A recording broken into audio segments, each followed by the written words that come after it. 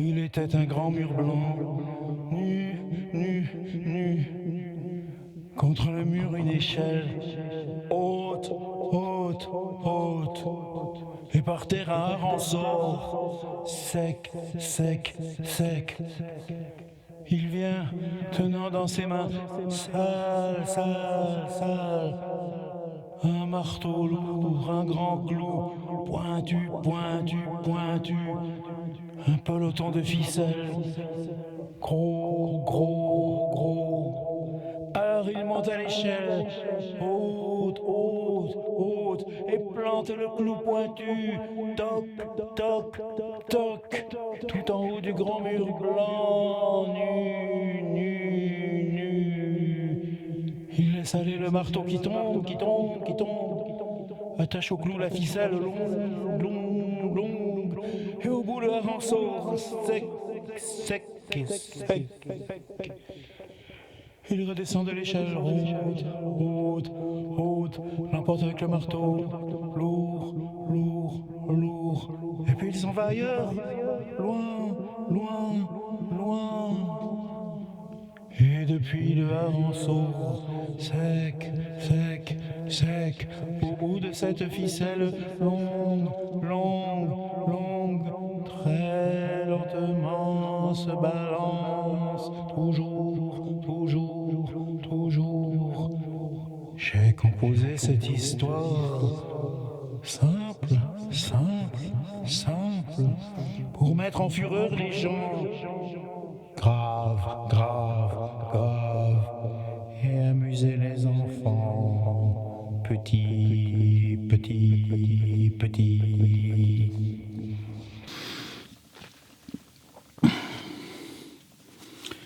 Ceux qui suivent mes vidéos savent que j'ai rapporté de Montréal, acheté $5 à la librairie d'occasion, le livre Voyageurs tenu par Bruno Lalonde, l'anthologie de l'humour noir d'André Breton, paru en 1966 chez Christian Bourgois, que moi j'avais découvert dans cette même édition de poche vers 1970 et qui était pour moi une sorte de révélation, la littérature comme chantier, surtout que, savez-vous, chaque texte, chaque extrait est précédé d'une préface, une courte préface d'André Breton, et que cette démarche comme ça, la littérature comme singularité, singularité, singularité, et puis texte qui va vous la choper, choper, choper, ben, je crois que c'est ça qui m'a mis sur mes rails, ce qu'on découvre seulement 50 ans après.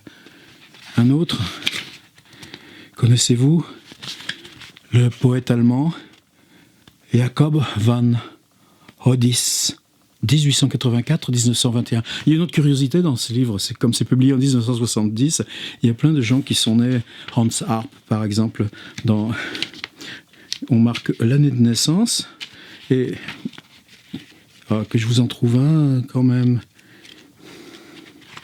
Évidemment, si je cherche, je ne vais pas le trouver. Jacques Vacher, Benjamin Perret, Jacques Prévert, par exemple, né en 1900, eh ben, dans ce livre, il n'est jamais mort. Le livre a été réédité, mais ça n'a jamais été corrigé. Introduction d'André Breton à Jakob von Hodis. Une girouette chante dans le ciel de Berlin, une pompe enchantérie sous la glace dans la campagne, et c'est un petit livre de poèmes qui ne peut pas brûler, qui se refuse à subir le sort de tant d'autres ouvrages dont la dictature hitlérienne a organisé l'autodafé dans l'espoir de contenir la pensée révolutionnaire toujours en marche, dit-il. Nous sommes ici à l'extrême pointe de la poésie allemande. La voix de Van Hodis nous parvient de la plus haute, de la plus fine branche de l'arbre foudroyé. L'homme qui passe une seconde au bras de Harp, Hans Harp, et c'est Hans Harp qui traduit le poème que je vais lire, se signale par un comportement discordant. Invité à dîner, il frappe à toute volée de la cuillère son assiette pour faire du bruit. Il n'est pas loin, comme Harpo Marx, d'offrir sa jambe aux dames. Au tournant historique de la fin de la guerre, telle qu'elle est éprouvée plus cruellement en Allemagne, il disparaît dans un asile d'aliénés.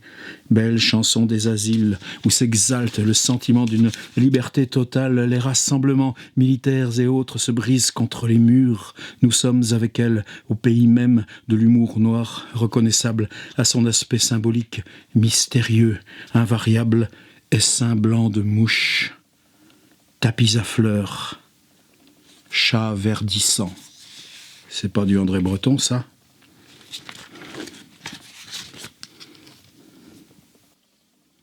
Lampe, ne bêle pas. Du mur surgit un mince bras de femme. Il était pâle et veiné de bleu, les doigts étaient badigeonnés de bagues précieuses. Comme je baisais la main, j'eus peur. Elle était vivante et chaude. Ma figure s'en trouva griffée, je pris un couteau de cuisine et tranchai quelques veines.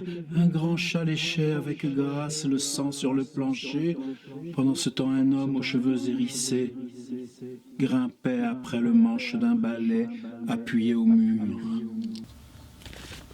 André Breton, Anthologie de l'humour noir.